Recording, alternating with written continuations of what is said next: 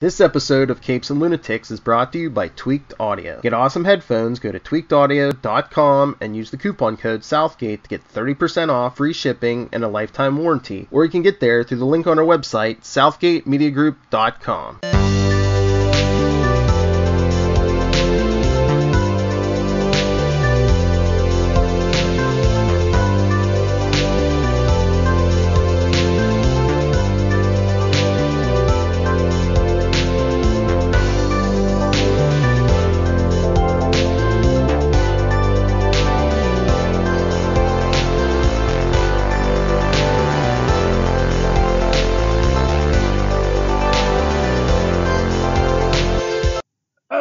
Me hearties, and welcome once again to Full Steam Ahead.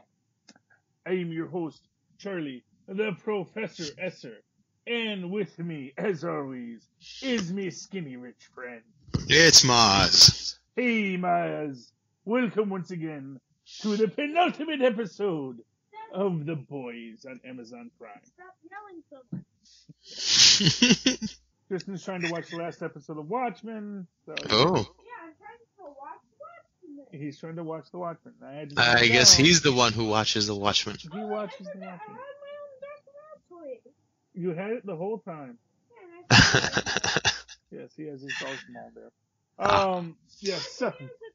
No, you can use it yes, you can use it for stop motion. even though he's not postable. Even though he is not postable, that is correct. Okay, moving right along. We can pretend that he doesn't have limbs. Yes, we will figure it out. Okay, tonight's episode, Season 1, Episode 7, The Self-Preservation Society. Never trust a washed-up soup. The boys learn this lesson the hard way. Meanwhile, Homelander digs into his past. Starlight discovers that love hurts. And if you're ever in Sandusky, Ohio... Gotta check out the roller coasters. Yes. And if ever...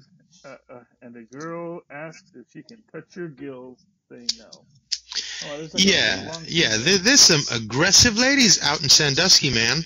Well, I mean, they're from Ohio. All right. But I'm not going to read that whole dang thing. But, yeah, tonight's cast and crew, we've got, of course, Daniel Attias is our director. Craig Rosenberg and Ellie Monahan get written by. Eric Kripke gets developed by. And Garth Ennis and Derek Robertson are based on the comic books by. And this is a interesting episode, to say the least. Mm-hmm. Of course we always say they're interesting episodes because honestly they're all really freaking interesting.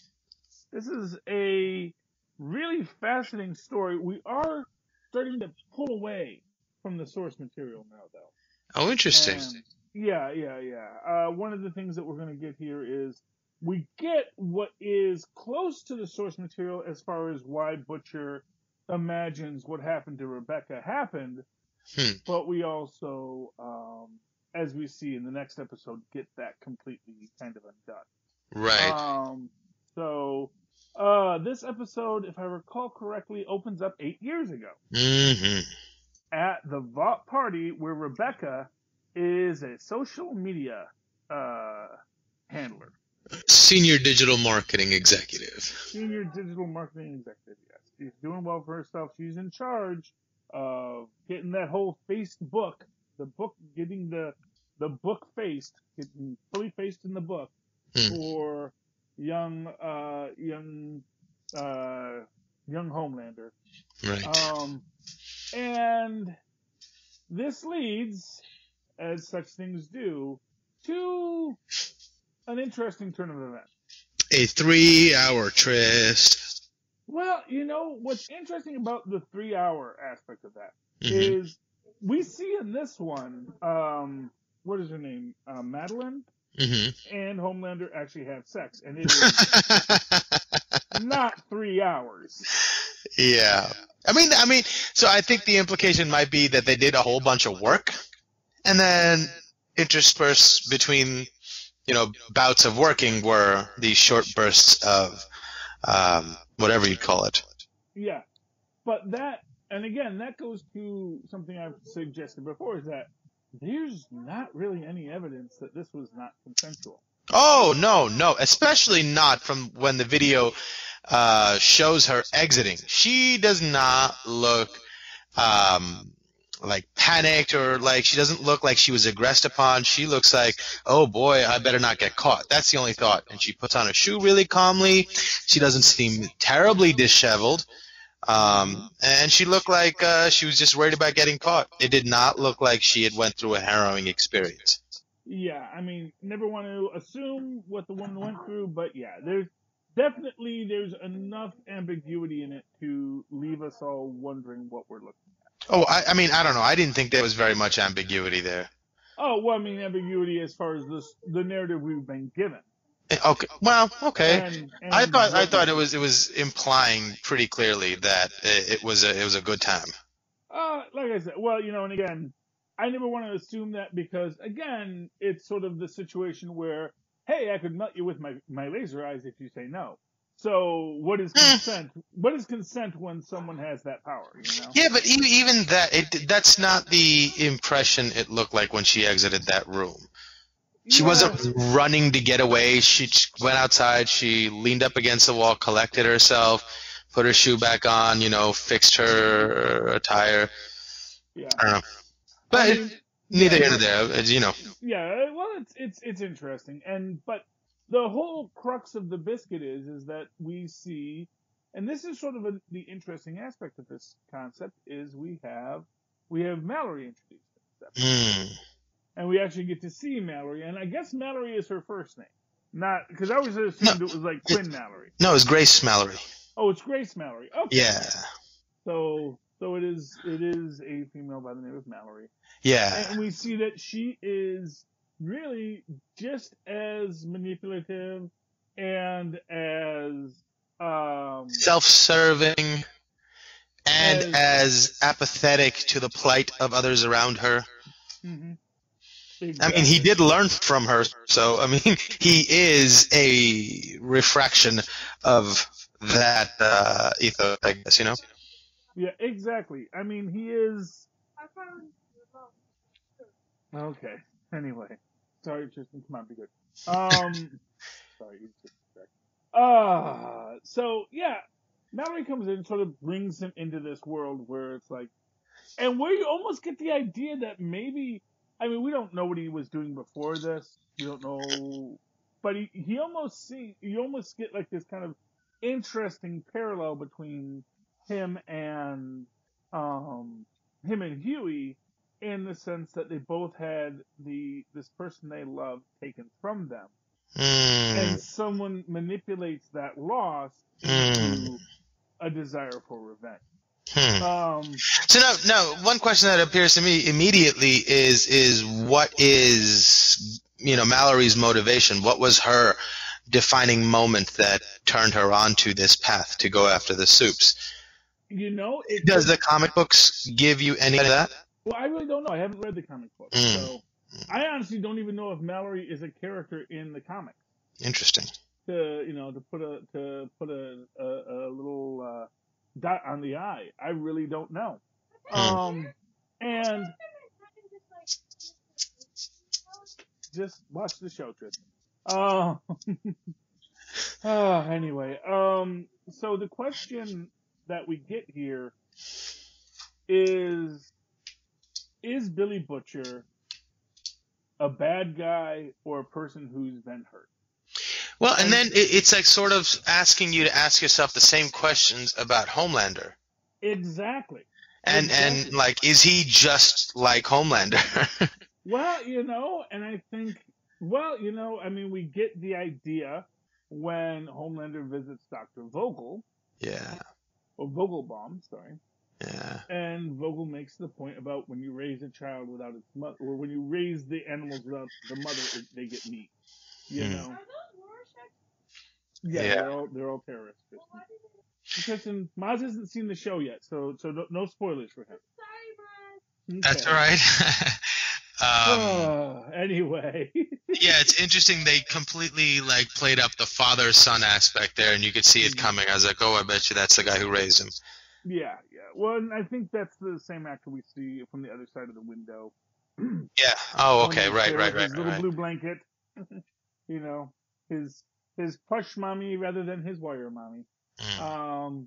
Yeah, it is. It's a difficult process for Homelander, but we also see that Homelander, especially as the story progresses, how much he is separated from his own, how much he sees himself as so far above The mud every. people, as he calls them. Exactly. Which is, a delightful play on it, because, of course, obviously Homelander, blonde hair, blue eyes, you think he's a white Right. supremacist. But no, he's a superhuman supremacist. He's Magneto. Yeah, and even more so, he's even like himself supremacist. He thinks, Yeah. I mean, he clearly is more powerful than all of the other superheroes. Well, to be fair, I get the feeling that this whole plan of his is gonna backfire. Well, I mean, Because we saw him. Well, no, because here's the thing. Here's the problem with creating supervillains. mm, Okay. Dr. Manhattan is, of course, not Dr. Manhattan, sorry. I'm watching TV. Homelander is, of course, a superhero, a superhuman of right. amazing powers. He got that perfect genetic lottery that meant that when he got the Compound V, everything came to him. Now, when Compound V has been given to other people, the results are not so much. But once you start randomly dispersing this Compound V, the chances of someone getting something that can defeat Homelander becomes exponential.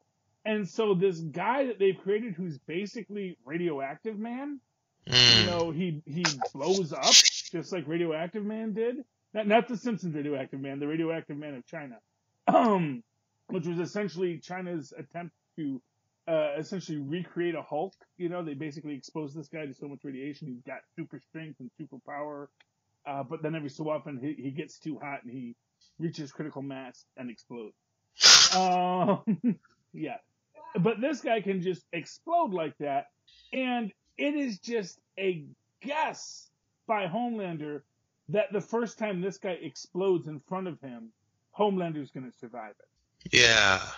Yeah, it's like, oh, well, I've suffered all these other things before, but also we have to remember the man can't see through zinc.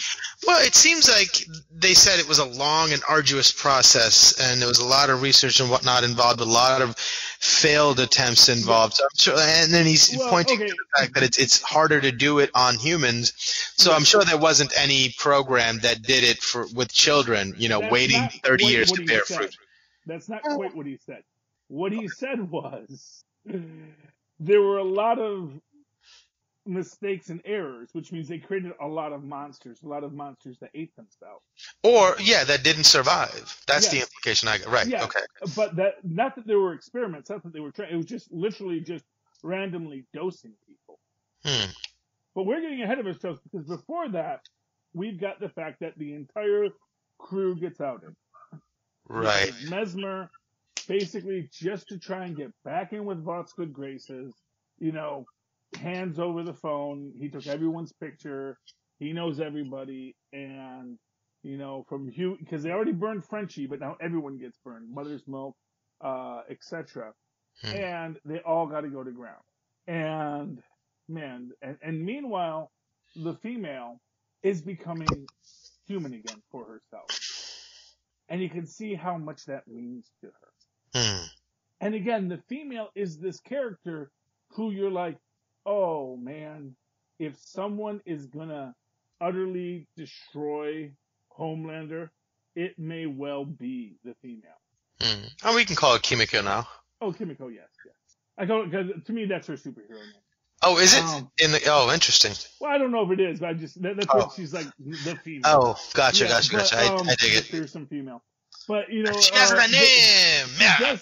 She does have a name. Her name is Kimiko. And the thing about Kimiko is she is, she has Wolverine's healing factor. And actually, even more than that, she seems to have Mr. Immortal's healing factor. which means you can kill her and then she just gets back up. And then it just becomes this question of what can break Homelander's skin?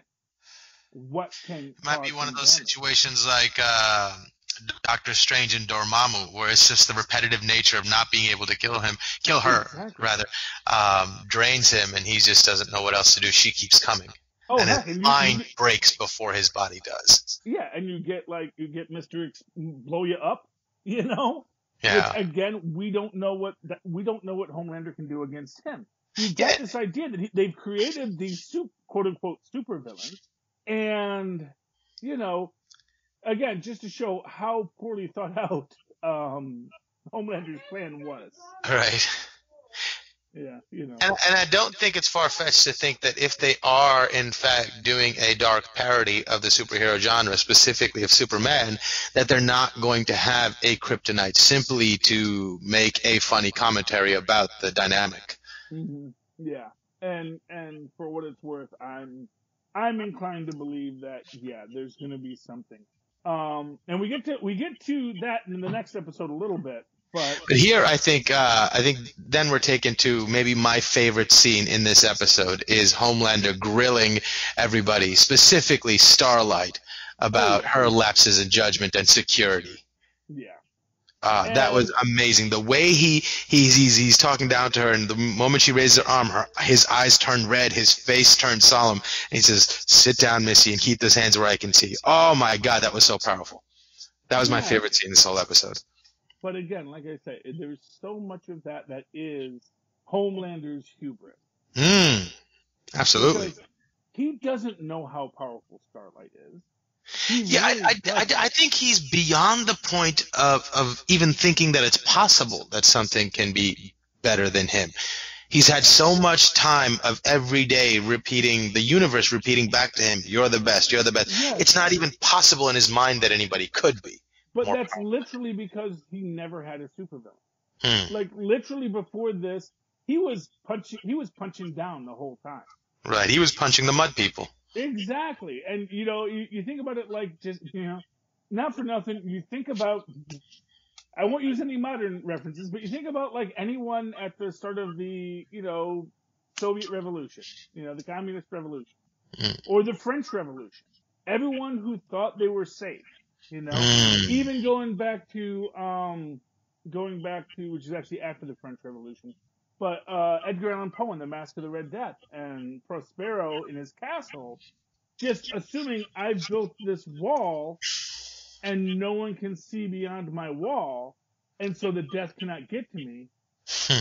And yet here, you know, here it can all come and get him.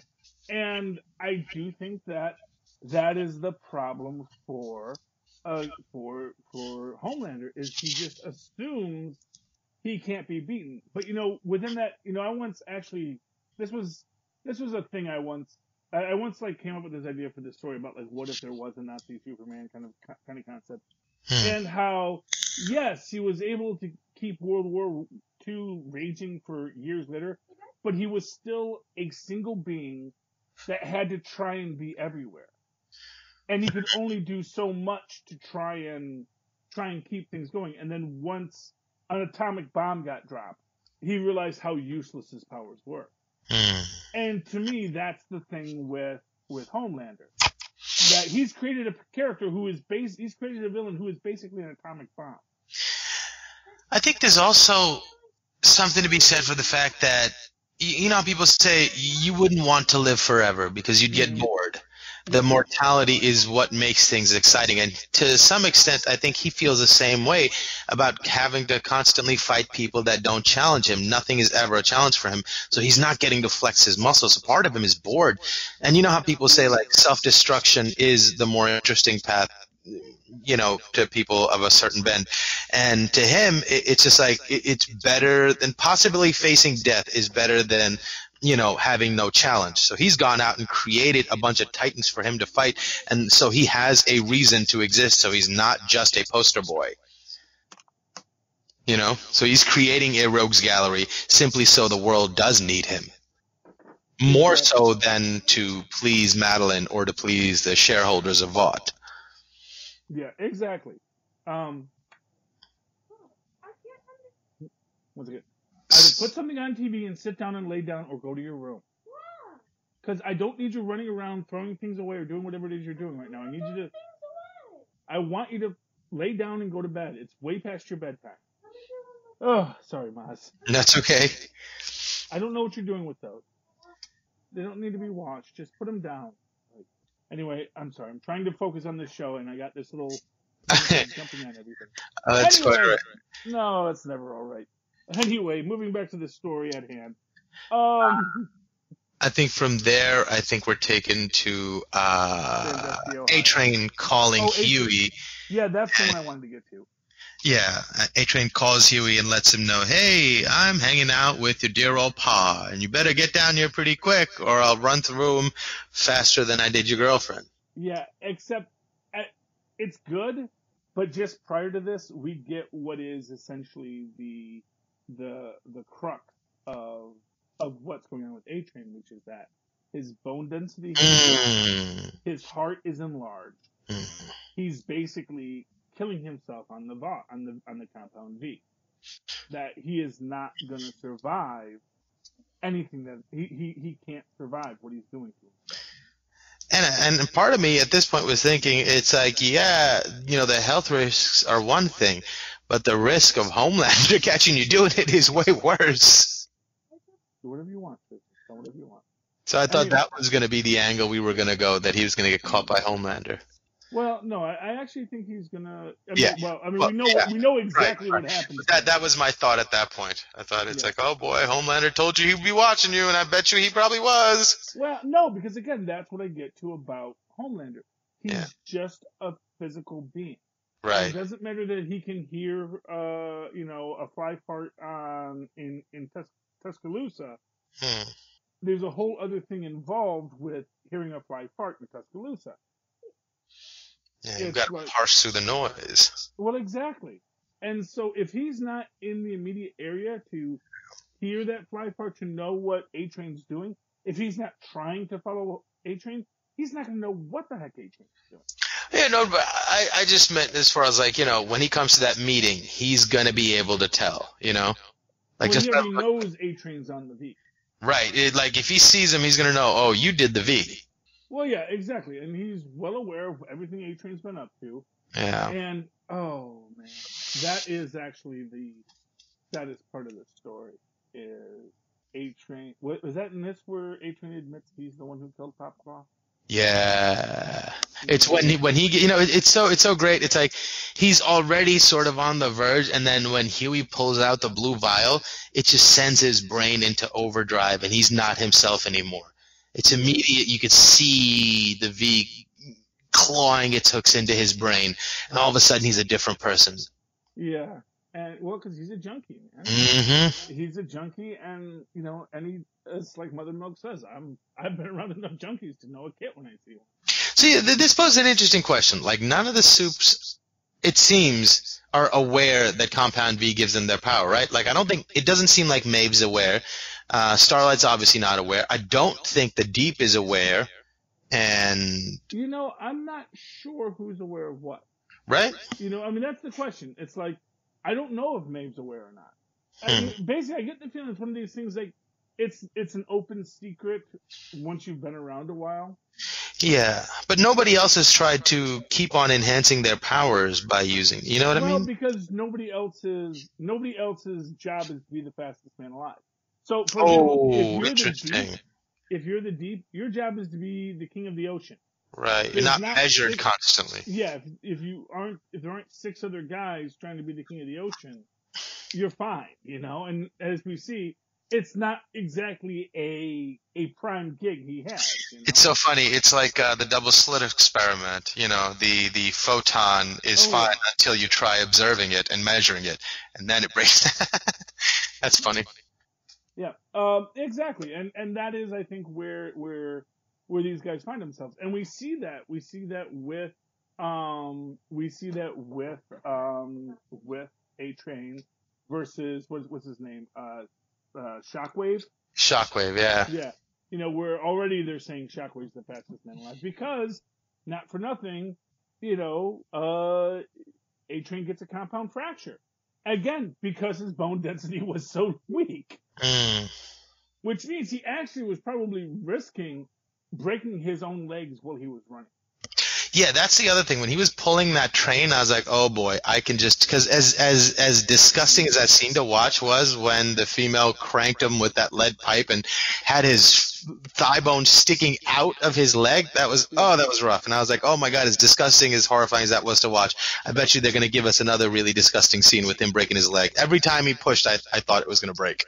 Yeah, well, I'm guessing that the compound V, gives you that extra, that even as it's weakening your bones, I guess when you're on it, maybe it's like, you're feeling no pain.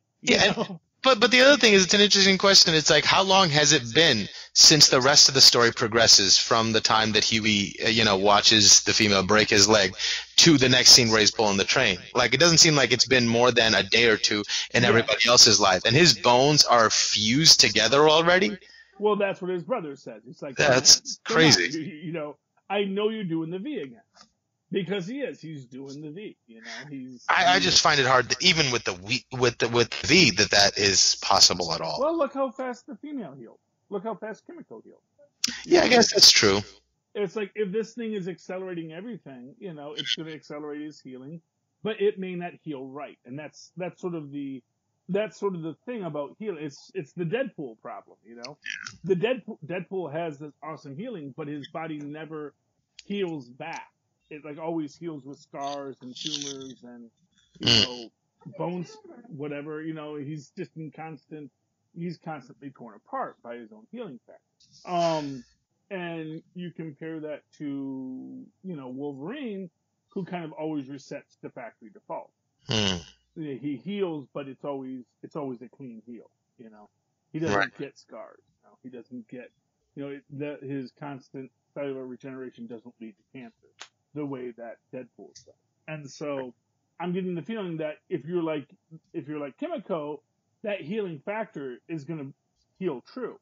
But if you're doing the V to get yourself healed, it's like when Wolverine takes the mutant growth hormone at the end of Old Man Logan, and he burns himself out, but he gets super powerful for that moment, but it's going to burn him out. And that's sort of what A-Train's doing here, when we see, I think this next episode, what happens to A-Train. This is another interesting question now that you bring, how healing works. Now, in Kimiko's case, when she dies, her body dies, her synapses stop firing, and then it's imbued with life again, electric charge or whatever. Mm-hmm. Do those memories go away and she comes back? Shouldn't it be sort of like, if you're restoring to factory settings, that it should be a new consciousness? Well, no, because, I guess the memories are still there in the brain? Well, yeah, however memories are stored, yeah, they just stick around. It comes into that basic question. Comes into the basic question: is there a soul attached to this body? Yeah. So it's like Deadpool. When Deadpool dies, and then he crosses over the veil and he sees death, and he gets to be with his lady love for a minute, and then immediately gets pulled back into his body. Gets pulled back from death. And that is essentially what Deadpool experiences every time. And that may be what Kimiko experiences. Well, the other way to look at it is it all housed in the body. So whether or not the soul ever leaves or goes to another place or not, but when that thing comes back to life, the consciousness is still within it, and that springs to life again also. Mm-hmm. Yeah, and that is certainly a fair question on the entire subject. Yeah. At the end of the day, I like to think that, Kimiko comes back and she is healed, and it's still the same Kimiko the whole time. That it's not like it's not like what she was lost. Or maybe that's sort of the reason she's so messed up and doesn't talk or blah, blah, blah, is that maybe she's been killed so many times and she keeps coming back, and she's sort of confused at a certain point.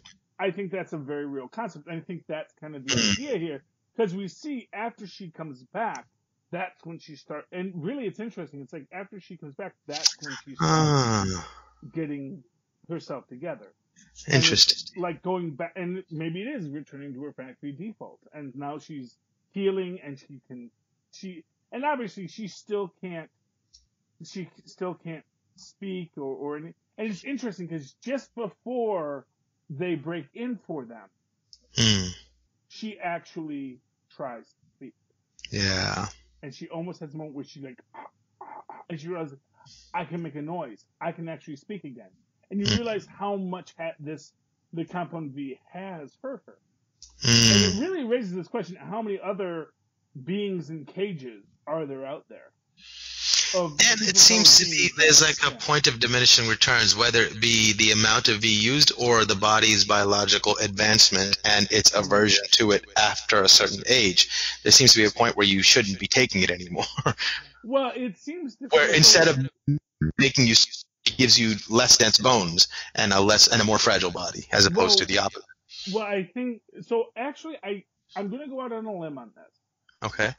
So I'm going to say that essentially, if you were to take V as an adult, you're going to get some kind of supercharged power, but because your body's already established, that power may well cause problems for you. Right. Even if you were juiced up from the beginning, whatever your juiced up body is now, whatever it does to it. Well, yeah. Well, that's the thing. So, right. So the way compound V seems to behave is it sort of generates randomized power.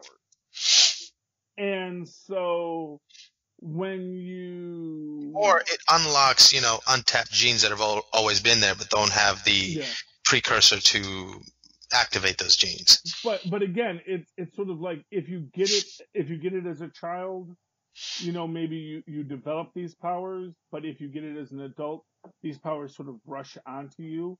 Yeah, it's because because you're not growing, so you're not growing is I guess another term for healing because you're becoming anew. So if you're constantly healing and the changes heal into you, you can absorb those changes. But once your body's no longer growing, you're not changing. So any damage that's done is sustained as opposed to adapted around. Well, so let me give you an example of this. So they actually make the point in this that A-Train has to have 8,000 3,000 calories an hour. Yeah, exactly. Holy moly. Yeah, he's got to be constantly chugging just basically raw sugar. Either that, or I was wondering what could have possibly been in that, what could possibly give him that sort of energy, pure ethanol or petroleum? No, just basically a super thick sugar slurry. Wow. Sugar has a lot of calories. That's why we like it so much. It's an amazing amount of calories in a teeny tiny box. It's amazingly powerful. And the idea is that he has to constantly take this because his body needs it to keep the metabolism up, because even though his body has evolved or grown up with this, it has to deal with what it has to deal with. So as an example, if you give an adult this and he suddenly develops super speed, he doesn't have the energy stores. He's going to start eating his own muscles to keep himself moving. His metabolism isn't going to be able to handle what it's going through. So a lot of times, it is going to result in some kind of horrific accident. Yeah. But that doesn't mean the person didn't gain superpowers. It just means that those superpowers then became a curse, It's like suddenly you develop magnetic powers, but because you didn't grow up with it, you don't know how to manage it or manipulate it, and just stuff starts flying at you, Or you develop, you suddenly have flight, and then you just float off into the upper atmosphere and you die. It's like all these things that if you weren't able to control it because you've had it since a child, it could be really detrimental. Like, for example, someone who just suddenly starts to explode. And that's the success, but that's also the success because that's all he needed to do. And it was a simple power, but again, a super destructive power. A power that may be destructive enough to destroy Homelander, that maybe Homelander doesn't have defenses.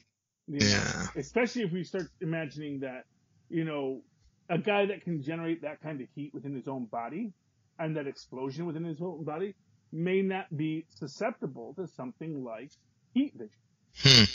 That concussive force against him isn't going to damage him. And then you get this question, what does Homelander do if he can't defeat this guy? Because we've already seen Homelander have limitations to his powers, or at least perceived limitations to his powers, when he won't save the jet. And he's like, if I try to save the jet, it's going to turn, and all these kind of things, after he's the one that destroyed the jet.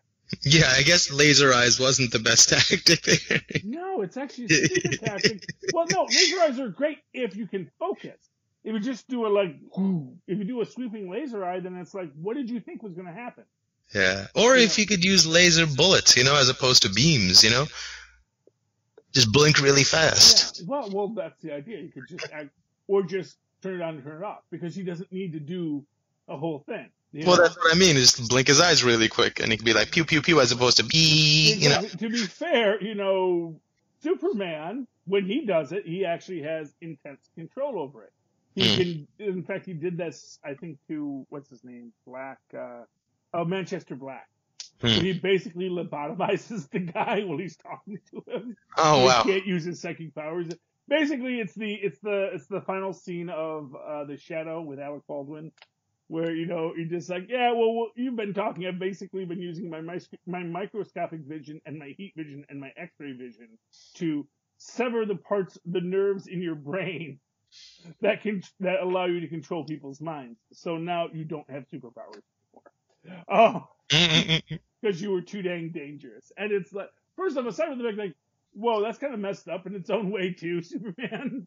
It's sort of one of those moments where you realize, oh, maybe Superman, maybe we got to be careful around him. Maybe Lex Luthor has a point. Yeah. But, and yeah, that is the crux of this biscuit. But one thing we got to talk about is the Deep. And man, they're gonna make you feel sorry for the Deep. Yeah, that scene was kind of a little strange to me because, like, he's a superhero. Why couldn't he just push her off? He just sort of, like, laid back and let her do her thing. I know they're trying to make a point, but, like, yeah. I don't know. It seemed really forced. I kind of felt, well, and again, it's this idea that, and he does push her off eventually. And, I get the feeling that maybe this is a problem he's had for a while. Because essentially, so essentially, just to give you that idea of like, who was he before he became a sexual predator? Maybe he's a person who just never gets to have an intimate relationship, because as soon as he tries to have an intimate relationship, it gets freaking weird because he's got freaking gills all over his body. And that's why he prefers the company of dolphins. Well, actually, like I said, I don't think he even likes dolphins. I think it's just like they're not messing with his gills, So it's like, as I said, the whole scene with the dolphin, I really got the feeling like essentially, I got the feeling, just to give you a sense of it, if there's an arc to it, that basically the Deep is in a constant state of sexual frustration where people are coming onto him in an exploitive way that he doesn't like. And so the only way he can have sexual release is dealing with essentially transactional relationship. Yeah. And that is in its own way, its own kind of sad situation for the poor guy, even as we don't want to feel sorry for him because he's a creep and an ascot. Right. He's a total ascot. And so it's interesting how he gets his situation where someone just wants to be with him because they're a soup boinker. And more than that, she seems to be enthralled by how strange it is and how much of a freak he is. Exactly. She's like someone who goes to a location to seek out the diminutive person who flies their comfort. Yeah. Now, there's anything wrong with that. It's just you should always be polite when you're doing it. That's all I'm saying. But, going into that idea, yeah, so that's the Deep situation. And like I said, I love the fact they sent it to Sandusky, Ohio. And they make all the... And again, growing up in Michigan, Sandusky, it's like the one part of Ohio that people in Michigan actually like and accept as a good place. Because it has Cedar Point, the Amazement Park, and all kinds of... It's its own little place, and you gotta love it. And like I said, there is a SeaWorld down there, and just the idea that just how devastated he is, because he really wants to, he wants to wants to lead a group of dolphins into the, to handle things, and then, in the military, and it's like, no, you're not getting called up. You're a pariah. We're going to keep you alive because you have value to us, and we don't want you out there. I don't necessarily think is that they believe he has any value. They just think that the damage that could be done to the brand by having him, appear as like one of the seven could be so weak. Well, is honestly, like, you can't let him die. You can't fire him. All you can do is put him in purgatory. That's the safest PR move. Well, I mean, I think his argument would be that let me be a hero again. We tried that, but you're bad at it. Look, you tried to save a lobster from the grocery store and was a terrible job at that. Well, he didn't say what he was going to do, and I don't know what he was going to do. Well, no, but I mean, you should plan for. He's just really inept at almost everything. Yeah, and he really wasn't going to do much with that lobster, as we said. It's fresh water in Ohio. There's not a place to release a lobster back into the ocean in Ohio. Yeah. The best he could have done is packed it in ice and had it shipped to Maine and put in the ocean in Maine before it wandered into another trap. Yeah, I mean, I wonder sometimes how he even got on the seven. He's lucky that in an alternative universe there was a comic book hero called Aquaman, and they needed a parody of him. Yeah, I mean, that is essentially, yes. I mean, obviously, yes. Although one can argue, 3/4 of the planet is covered by water. A water-based hero. It's sort of like, do you ever watch the cartoon Tick on Fox? Yes. And there was a character on that called the Sewer Urchin. And the whole time, every time you see him, he said, well, I'm this, and they make him talk like Rain Man. So he's like, oh, I'm definitely, gonna do this. And he's like always this like weird little guy in every scene. But then there's one episode where the Tick and Arthur and Dick Flattermouse, because Batmanuel is in the live action one. Because that was, he couldn't use characters he created anymore because they were now property of Fox. Even in another Fox property, he couldn't translate them because it was just all kinds of crazy issues. Yes, but they go into the sewers and suddenly he's like completely capable because now he's in his environment. And that's the problem for the deep. It's like if he was in the ocean, if he was Aquaman, if he had an undersea kingdom, right? If he was an independent being fighting things in the ocean, he would be a top tier hero. But because they keep him on land. Or even if there were other people down there with him to mingle with, if there were, any other humans who were able to breathe underwater, even if they didn't have superpowers, I mean, like he would never come out to land because he really doesn't like it on land. Well, I think he likes human company because he's a humanoid. I think he likes company. Well, yeah, but I think honestly, if there was a person who had gills. Yeah. I think he would be very happy. If there was one other human being who had gills, who could be with him, regardless of who that person was, I think he would say, this is all I need. And I think it's this immense loneliness. And that's what we get from the Deep in this episode, which is like, how dare you make us feel this bad for this guy who is really making his own bed every time he makes it. But at the same time, yes, he is also terribly lonely. Oh, it hurts me to have sympathy for him. But anyway, that's the Deep. But,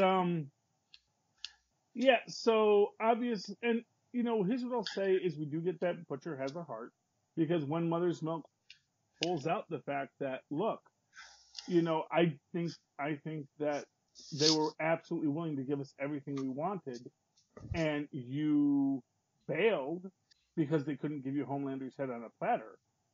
And it eats at him, and he realizes, okay, and he makes the deal, and they all get, all their families get protected by the CIA, so they can't be hurt or because after they've been burned. But at the same time, they all don't get to be cared for. And Yeah, what do you think that happens in that situation? Because they've made the legal issue a non-issue, there's no reason to come back at the family. So I think they're probably safe, right?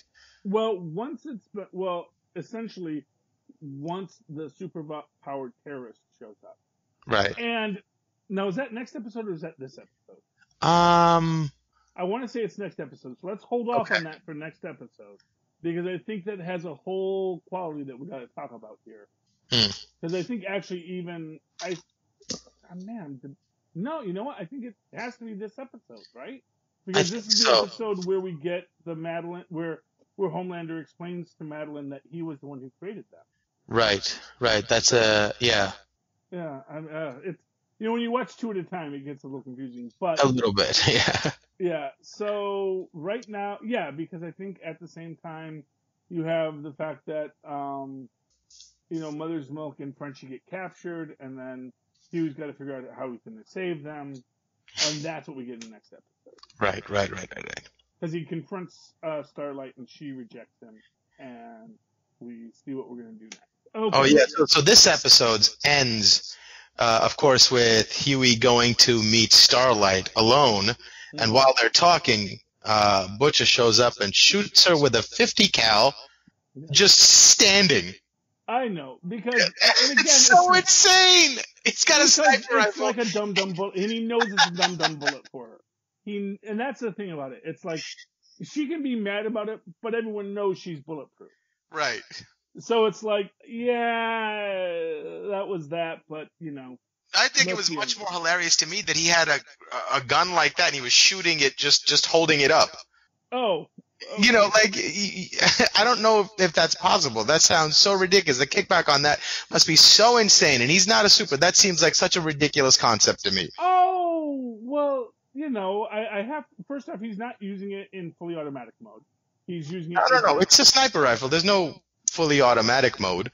It's a sniper rifle. He shoots her with a giant .50 cal out of a sniper rifle. Everything can have a fully automatic mode. If Hollywood has taught me anything.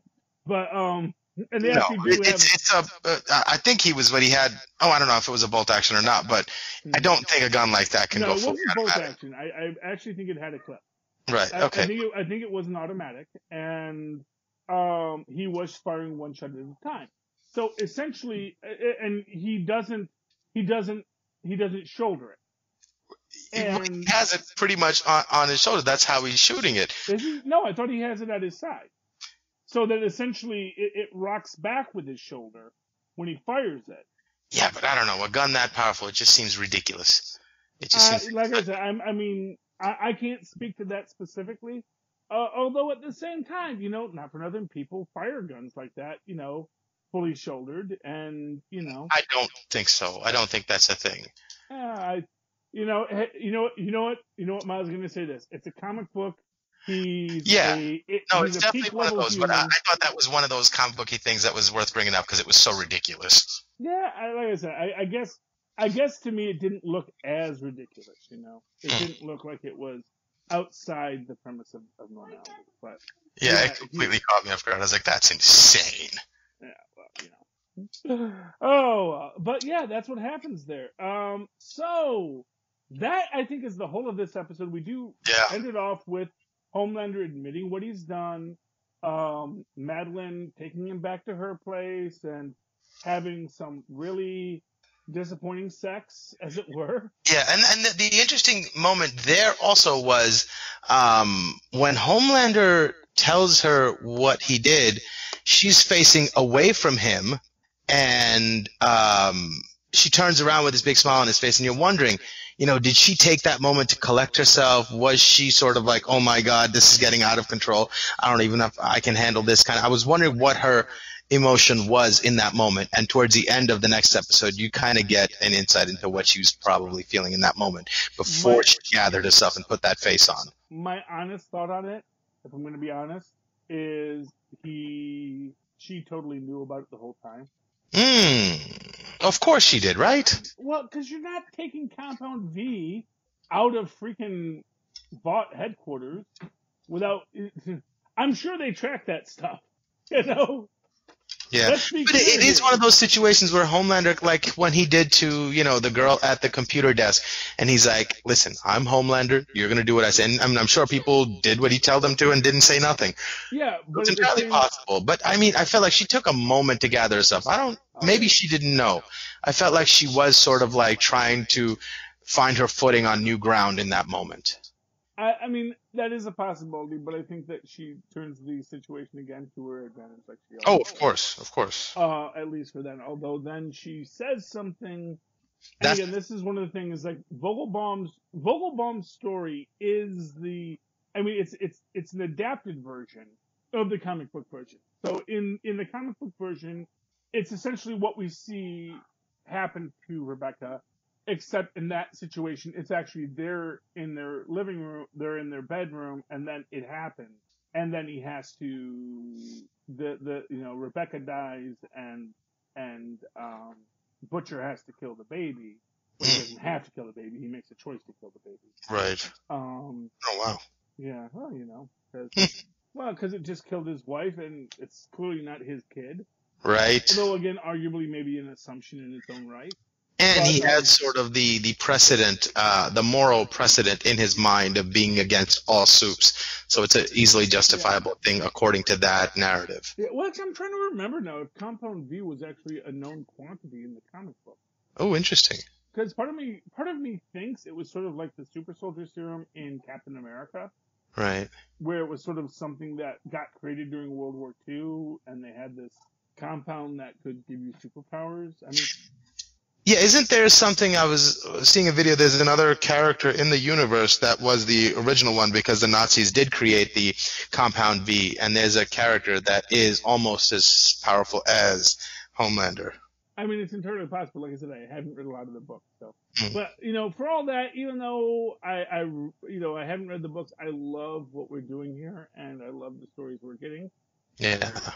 And I'm looking forward to where it goes next. Because this was the penultimate episode. Take a drink, everyone. Hey, and do you want to get to the hardest working person in showbiz today? I'm going to give my hardest working person in show business today to, I'm going to give it, where's the deep on this? Who was the actor? Oh, interesting. Yes. I'm going to give it to Chase Crawford. I really feel Chase, I mean, he is pathetic, yes. But he plays it so well, where he's clearly a person who is just, I mean, he is, he is definitely a guy who, I forget who played Stifler in the American Pie films. Oh yeah, he used to have a real memorable name. It was everywhere at one point. It was one of these Von Van kind of names. Yeah. But he, Stifler is such a loser, but was played so well by that actor. And I kind of feel like what this he's like, if Stifler was a superhero, and like, just, it's like I said, how dare they make me feel sorry for this guy? Yeah. But at the same time, I guess at the end of the day, that's maybe the story, is that all these people are the products of their environment. See, I think but with the deep, I think that there's also a responsibility to be better. That's the only time that I can find pity for you, is if you're taking this constant messing up that you're doing and that you're learning from it and you're getting better. If you're not making an actual effort to be better, how dare I have any sympathy for you? But who's ever told him he had to be better? Wow. He never had an Uncle Ben.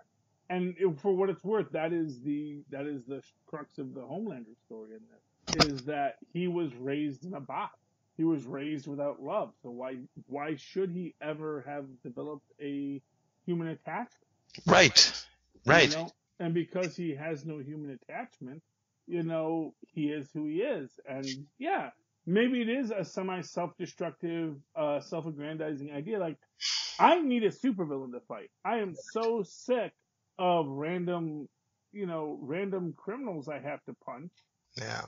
I want to, I'm tired of having to kill some guy, and just because I can, I want someone that when I shoot him can punch back. And it seems like he is simply a product of our society.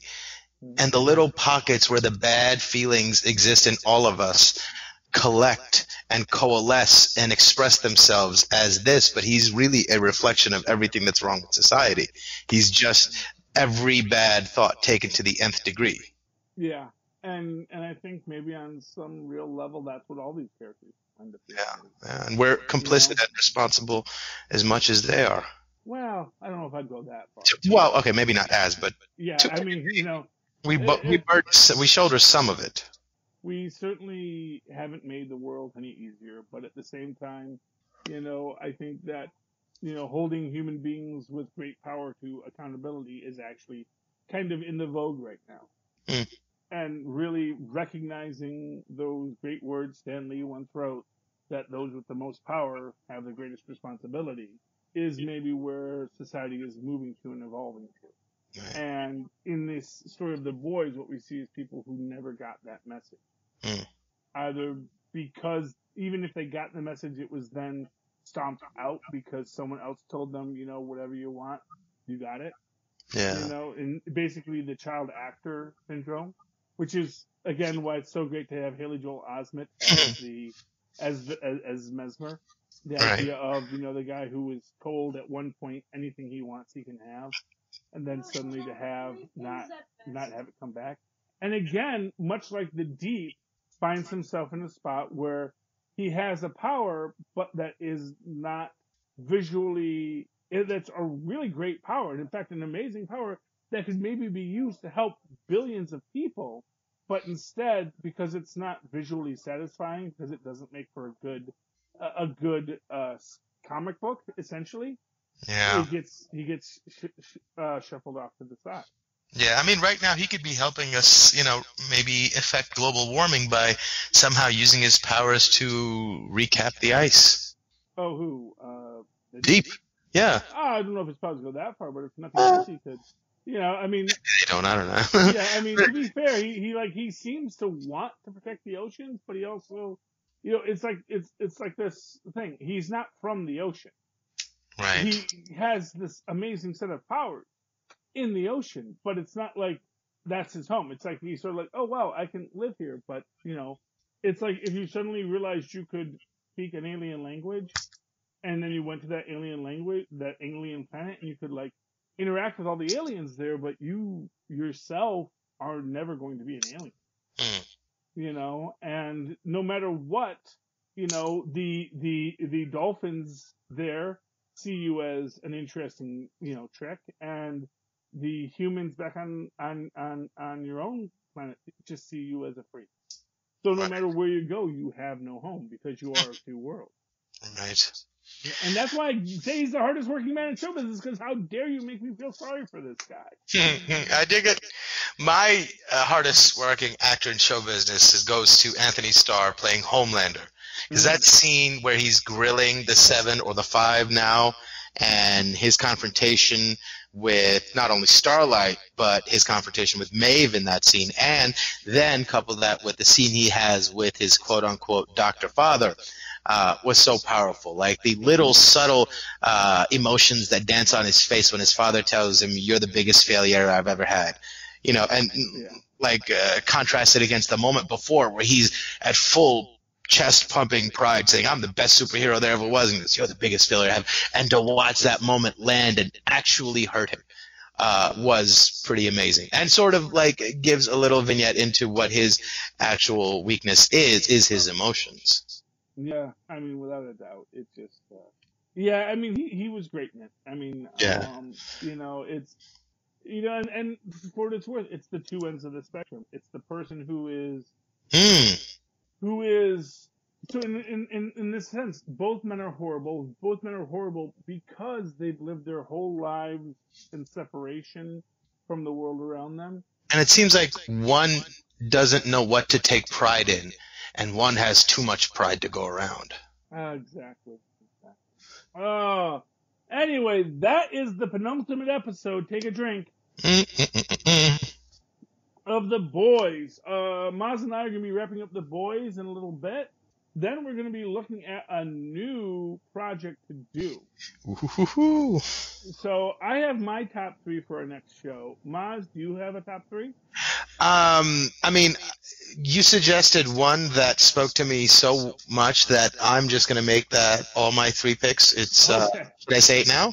Yeah, Or, we can say it. okay, So- yeah, because you suggested Black Mirror, and Mirror. as soon as I saw that, I was like, oh my God, yes, I would love to do that. That's such a great series, and it's so ripe for philosophical debate about ideas of identity and morality, and that I'm super, super excited to get into these conversations. Yeah, so Dark Mirror is one of my picks.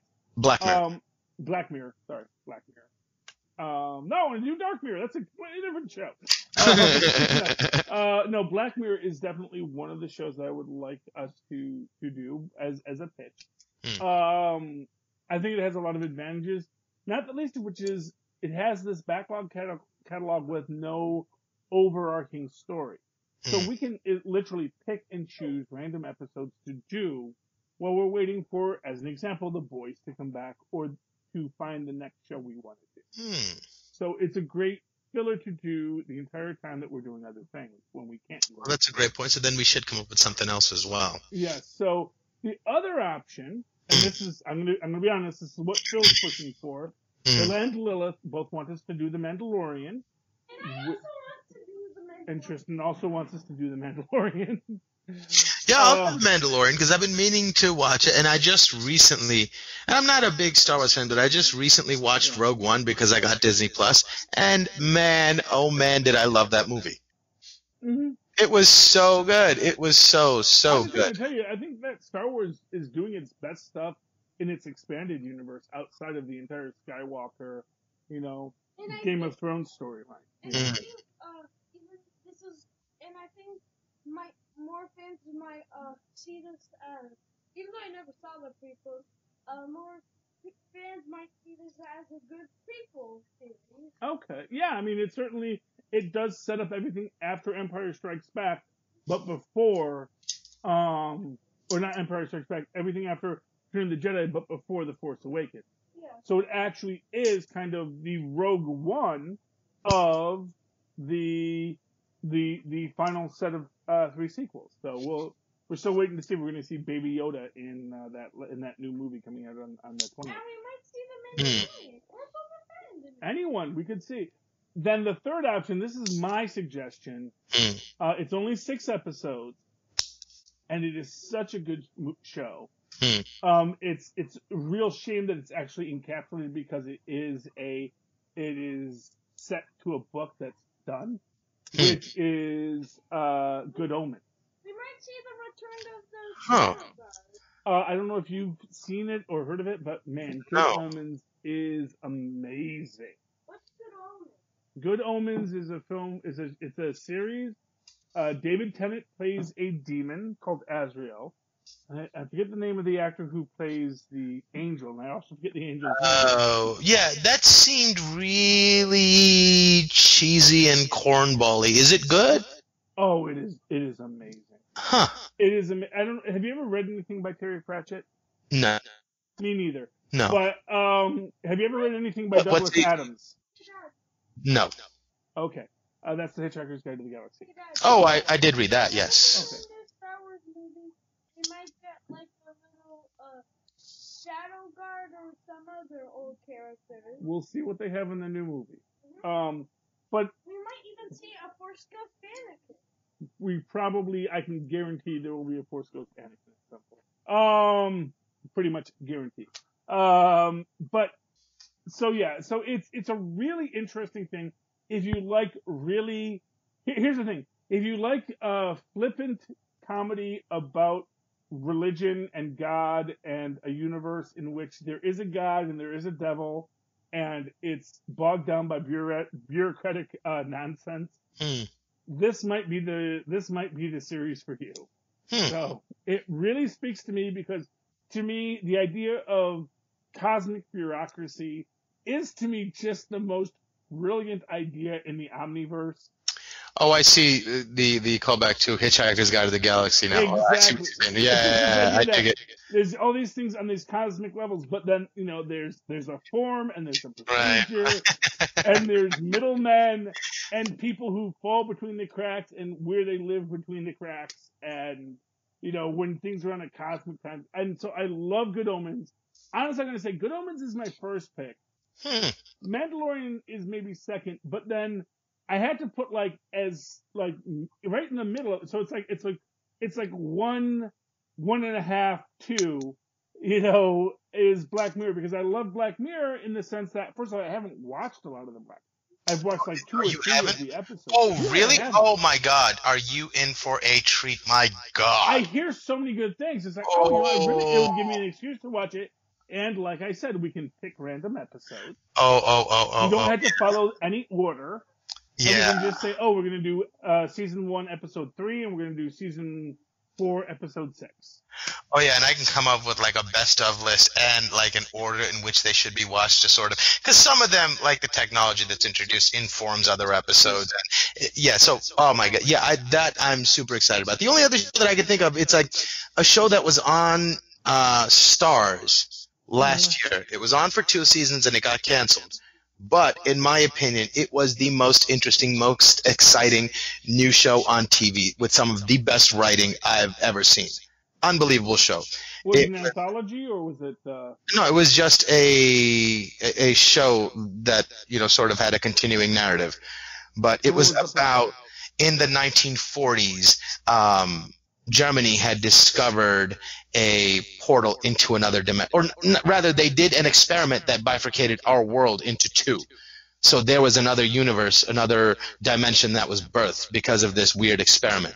And they have a tunnel where people travel back and forth. And there was sort of like the CIA type organization set up to trade information back and forth to other worlds. And at one point, there was a big pandemic that happened in one of the worlds. And it didn't happen in the other because things were, as time progressed, the world started being very different. And a bug from one world got to the other. A lot of people were wiped out. That caused mass panic, and they closed the doors between the world, and there's secret travel done. But the whole show is about the espionage aspects from one world into the other. And you think about like this versions of you on the other side. So think about the possibilities of a different version of you coming into your world and kidnapping your world, replacing people. So all these sorts of things. It's an old school spy thriller because the digital age doesn't come into play because the connection between the worlds is very analog. So it's a very, very fascinating show, and it's unbelievably well written, and it stars Schillinger from Oz. What's the actor's name? Who also plays J. Jonah Jameson in Spider-Man. J.K. Simmons. J.K. Simmons, and he is unbelievable as these 2 completely opposing versions of this one character. It's an amazing show. Is that called Another Life? No, it was called Counterpart. Oh, Counterpart. That's okay. Yes. One of the best new TV shows ever, and I'm sad it got canceled, but I'd be up for reviewing that. I don't know how many people have even heard of that show, but more people should. So, our loyal listeners, these are your choices to vote on. You have Counterpart, starring J.K. Simmons. You have The Mandalorian from Disney. You have... Choose The Mandalorian! You have Good Omens from the good folks at Amazon, and Terry Pratchett and not Dave Gibbons. No, Good Omens. It's by the guy who did The Sandman. Why am I blanking on his name? I'm forgetting his name. Anyway, he's the guy that Neil Gaiman. There we go. Neil Gaiman. Neil Gaiman and Terry Pratchett wrote that together, and it is beautiful. Oh, or Black Mirror, the sci-fi dystopic, dark backwards universe that is all the rage on the Netflix. And well, I mean, I think that is one that I think we should just agree to do like in betweens, and every now and then let's do one of those. I think we need a solid show. I think it's too good not to do, and we should do something else on the regular as well. And I like your idea from jumping to episodes and having the freedom to do that. So tell you what, well, everyone's voting. Yeah. Why don't you and I next week?